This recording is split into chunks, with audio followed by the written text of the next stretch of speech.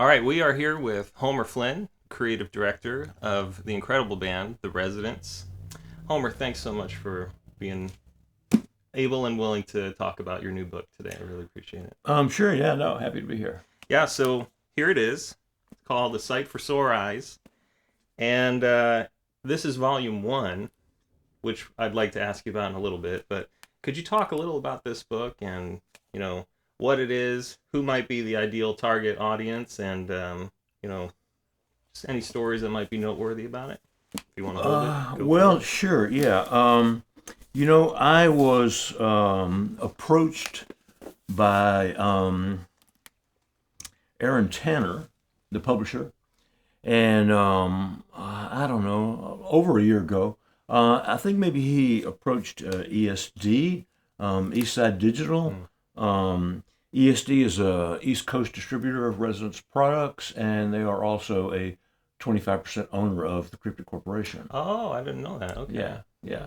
So I think he approached them, and then they kind of passed it over to me, Mm. and I'm the primary designer. This is mainly, not exclusively, but mainly my work in here. And Aaron says, "Yeah, I'd like to do a coffee table book on the residents' artwork and stuff." Well, yeah, well, what's wrong with that? Um, so he and his son came out here just about a year ago, maybe slightly. I think maybe it was January of last year, Mm. and they spent something like a week to 10 days with me, and I pretty much just opened up all the archives to them, and they brought a scanner with them. Mm. So Anthony was going. I mean, sorry, you're Anthony. Aaron. So Aaron was going through everything and pulling stuff out and photographing some of it, while his son was scanning. And and I liked him. I had a good feeling about him, Mm. and that has only continued. Really, I mean, honestly, I think he's done an amazing job with the book. It's beautiful. It's nicely laid out. When I first met him and started dealing with him, I had no idea. I didn't know that he was a designer, Mm. and then when the book came, it was so beautifully done, and that's around when I found out that, yeah, he had actually done all the. I mean, it's a tremendous amount of work. Aaron Tanner from Melodic Virtue. Thanks so much for taking some time to talk about this amazing new Residence book. I Oh, really not a appreciate it. problem. Yeah, appreciate you having me. Yeah, of course. So, tell us a little about yourself and how you got involved with this project. So I've been doing um, design work for the music industry for a number of years. Ween was my longest running client. Whenever they broke up, a lot of that work dried up, and so I had to come up with a basically a new plan. Either stop doing freelance design and get a job elsewhere, or um, think of something new. And that's when I came up with the idea to start publishing these books. I've been a huge fan of music like ever since I was really little. I've always loved design, and so I really wanted to, you know, keep both of those like passions, like put those together somehow. So I came up with the idea to start doing books. Um, and I mean, I've loved The Residents since I was like 15, 16 years old. So whenever I saw an opportunity to reach out to them and do a book for it, I would have been stupid to pass that up. Yeah, great, great work. I imagine you did get to watch my conversation with Homer, Mhm. and just it may not convey in the video, but I felt like he was getting a little choked up, talking about this book. He really, I think you did a good job honoring the work of the residents and Homer's design work. Yeah, I definitely didn't want to be heavy-handed in this book, in particular. Some of the previous books I've done, they've worked with a number of designers, um, and so I'll try to, put my mark on it a little more just to keep the book looking really cohesive. Um, But I mean, Homer's done work for the residents since the beginning, and it's already cohesive just because it's all his stuff. So I really tried to dial back, my aesthetic. You made all the decisions about the book. So talk us through the story of, visiting him. I think it was you and your son, Hmm. and him opening the archive. Like, what was that experience, and what decisions did you make, and when were they happening? Just talk us through the process of, that whole thing. Um, it felt like it. I mean, it was over the course of 10 days, but at the same time, it also felt like it just literally blinked by. We were coming across things for stuff that would be in future books, and I'm just like, oh crap, I can't even like think about this right now. I'm just gonna have to put that away and come back and deal with that at a later date. Um, it was a monumental task, and I'm kind of amazed that we got that much material in that amount of time. It was essentially just my son sitting at the scanner, and I was just flying through the archives and flagging things that should be scanned. Just like in progress artwork, or like negatives, like old paste up design work, those types of things. But it was, I don't know, I still look back at that time and I'm just like, holy shit, that was that was so much stuff to go through in that very short amount of time. These are really all Aaron's decisions. Mm. Um, I have pretty much left that to him. Hmm. But he envisioned this as a 3 volume set. Okay, this is the first 10 years, Right. which in some ways I think the residents, this is their 50th year. Hmm. Okay, I think in some ways that was maybe the most intense and concentrated year for them. Hmm. So all of that is poured into this book, and then I'm not sure what he's up to. I think he probably will do 20 years in the next book, and then the last 20 years in the next one. Interestingly, my career as a designer, not long ago, I could say that it broke down very easily into two chunks. The analog era and the digital era, Mm. and this is all analog Hmm. here. Right. The digital era outweighs the analog at this point. Hmm.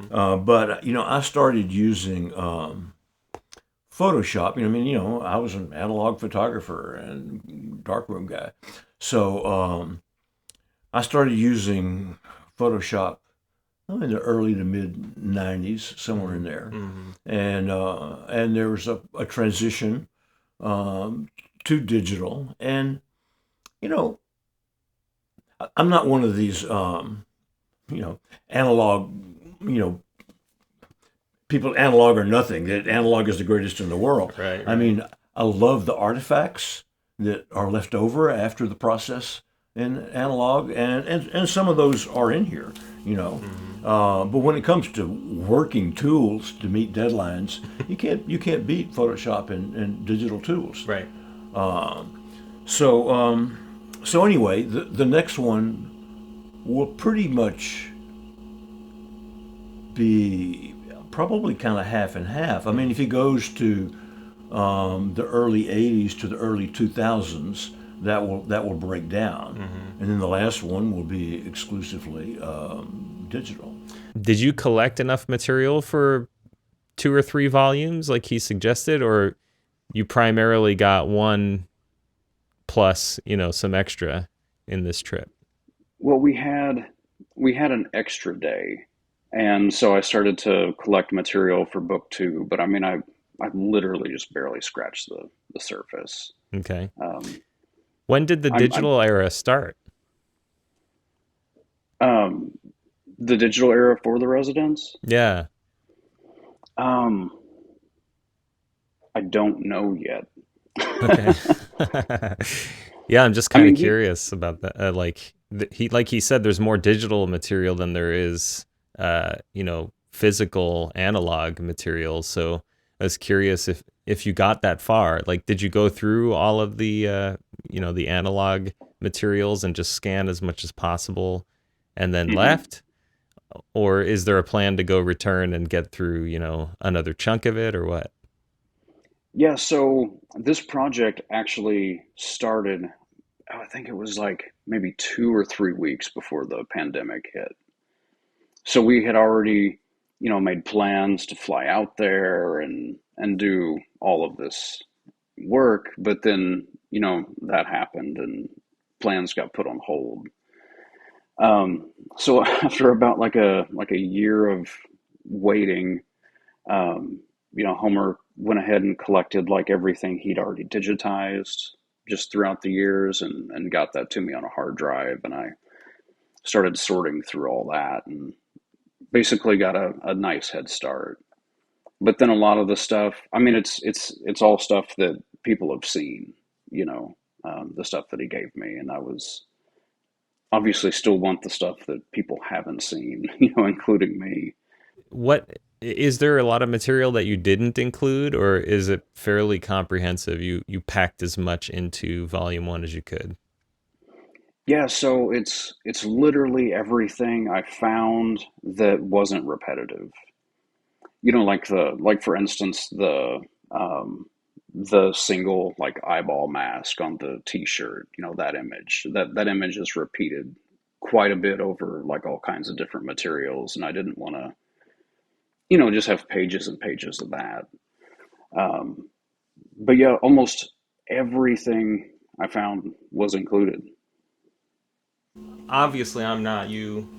I didn't have your experience in putting all this art together, but as an artist in some way myself, I found it was a very emotionally overwhelming, package to look through.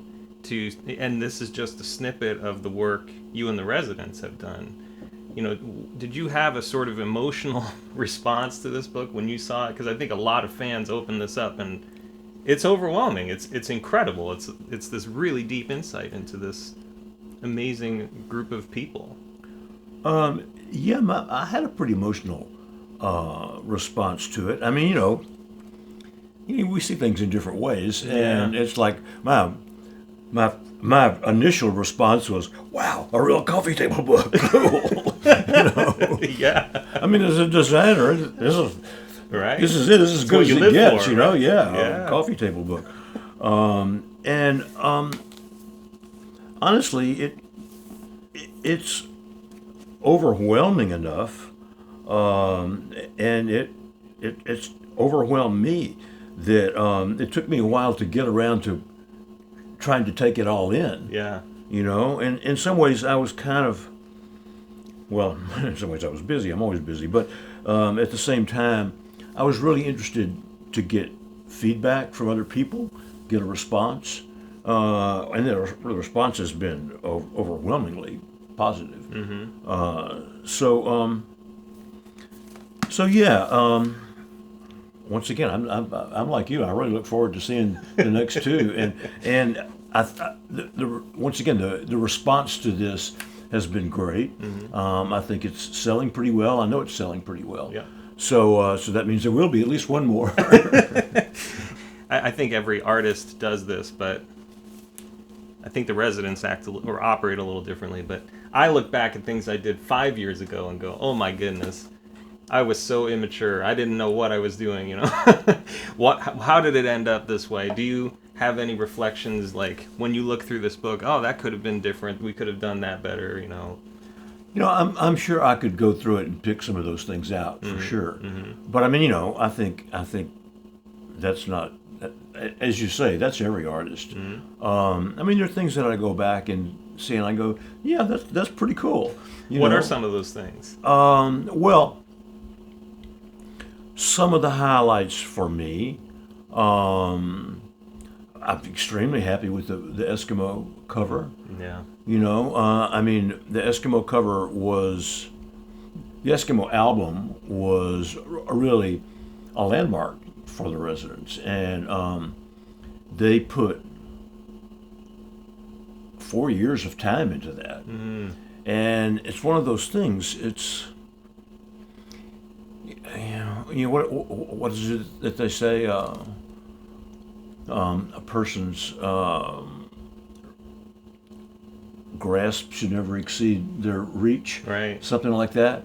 And so they had the reach, they had the idea of what they wanted to do, but it evaded their grasp. Yeah. Honestly, for about 3.5 of those 4 years. Most of it came in the last 6 months. But it's like that's when they saw how this should work. You know, I mean, and once again, I think all artists are like this. You have ideas, you know, and you have feelings about things, but somehow it's just not quite coming together for you. And if you're committed, well, you keep experimenting and you keep doing things, and you know, hopefully it eventually comes around and you're successful with that. And that's what happened with that. Do you reflect on this and feel the residents have been a successful art project? Yeah, I think so, sure. And in my mind, yeah, there's no question about that. Homer mentioned in our conversation this week that the highlights for him were the Eskimo cover and some of Mark of the Mole work. Were there any pieces that stood out to you? Like, wow, this is exceptional. I mean, it's hard to set your fan bias aside, but was there anything that surprised you about looking through this archive? Not in terms of things that that we already knew existed. Just because, like, again, I've been staring at that artwork for like the past 30 plus years. It was pretty wild to actually hold the original art in my hands. That that was pretty mind blowing. But no, a lot of the things I thought were really fun, that I hadn't seen, were like handwritten notes from like Paul Rubens, or like a handwritten note from Hardy that he was gonna send to Warner Brothers and didn't. Those types of things. I thought those were probably the most mind blowing of it all. Or the blueprints for their place on Sycamore. Tell us, do you have a scope determined for volume 2, or is that a secret? It's not a secret. It's going to end with the multimedia area. I haven't had a chance to think about it too much, to be honest, and I'm probably going to start on it in about a year. Okay. And when you say the multimedia era, you're referring to like the Freak Show CD-ROM, A Bad Day at the Midway? Yeah, exactly. But interestingly, the other one another one of this era that I feel really good about is the third Rock and Roll cover. Oh, yeah. And, ironically, that was done really fast. What they did, and I find this, I'll look back on this and find it kind of fascinating. At that time, they were still working straight jobs. And so what they did was they took a vacation, and I'm not sure if they all did this or not, but I know some of them did. They took a week-long vacation, but then stretched it over 2 weeks of half days. So they would go into work in the morning, work a half day, come back, then they'd have all afternoon and all evening. Right. And they did that 2 years, because they could only get vacation, Right. once a year. So they did that 2 years in a row. I think in the fall of 1974, 1975, something like that. And then I think not too long after the second week, they then spent a very concentrated amount of time taking all of that material and turning it into the album. But for me, doing the cover, I spent forever on it because I couldn't totally commit all my time to it. And once again, it was kind of an evolving project. The whole idea of Dick Clark as Dick Hitler, and once again the project was evolving, and I was in conversation with them, and so my own ideas as to how to reflect that were evolving at the same time. Do you feel? I mean, that album is kind of a landmark, even musically, sonically. It's there's a lot of soundscape, sort of ambient, which is not. That wasn't really happening a whole lot. Do you feel like the Residents were able to bring musical innovation alongside their visual innovation? Sure. Well, they were certainly trying. Mm-hmm. No question about that. Mm-hmm. I mean, honestly, they couldn't. They could barely play, so they were well aware that they were not going to get by strictly on their musical chops. Right. I did not buy the deluxe edition. Did you produce the full deluxe edition? Yeah, so when I was going through the archive, I found an old spiral bound notebook, and there's a few that I saw, and a lot of it was just like personal stuff. But then like as I kept flipping through, I was like, oh, these are lyrics to Duck Stab, and oh, these are like video concepts that never happened. And I was like, oh, I got to make that a little companion book. So here's the companion book, and the cover is just made from elements that I scanned in, stuff that was used and wasn't used. But yeah, it's just all handwritten lyrics. There's I'm sure this shot looks familiar. It looks like it's from Perfect Love, the 1 minute Resident video. I believe so. I don't know that for a fact, but it's what I like to believe anyways. I mean, they've got all the floorboards on the wall, and I mean, I could barely see the image, but And here's notes on the regarding the recording. wow. That's great. Yeah, it was a really fun find. It was kind of remarkable that even still exists. What's this? The Residents. Nobody's Knows. Oh, it's a little vinyl. Oh, that is so cool. There's no information on this. Just the label. Nobody's Knows. I think I should put it on.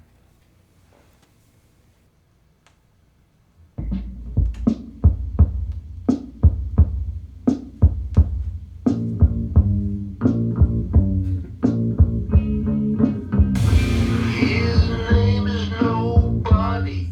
He's open and closed. He suffers a lot. Nobody knows, and nobody knows. I really haven't spoken about this before. I wanted it to come out for Christmas, and so I was talking with my printer, and I was like, "Tell me your absolute like drop dead date that you need everything, and I'll make sure you have it before then, just to ensure like Christmas delivery." Right. But with the pandemic, everything got pushed back, and I had just started designing the book. I was about like a week and a half into it, and my printer hits me up, and they're like, "So, are you almost done?" A week and a half in.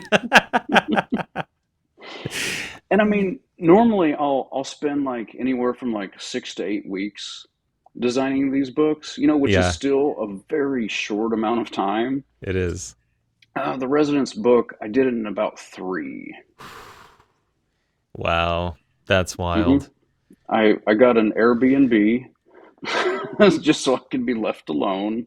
A bunch of beer, a bunch of snacks, And literally, that's all I did was work on this book from morning until night. And I Mm, slept about 4 hours each evening. And I did that for about a week and a half to 2 weeks straight.